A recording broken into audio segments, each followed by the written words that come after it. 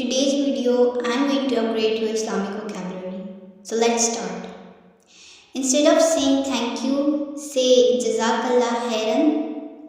Instead of saying forgot, say Astaghfirullah. Instead of saying amazing, say MashaAllah.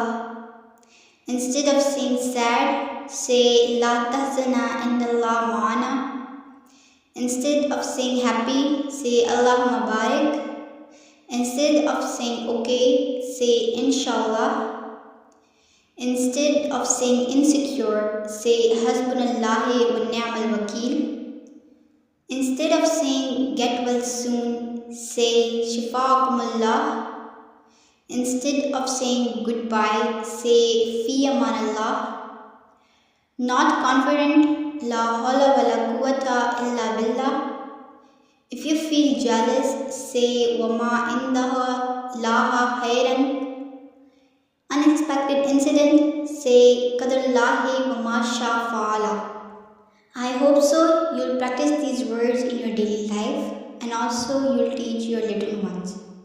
So let me remind you, if you haven't subscribed my channel yet, please subscribe it and also press the bell icon so you can get the latest updates about my videos. Allah Hafiz till the next video.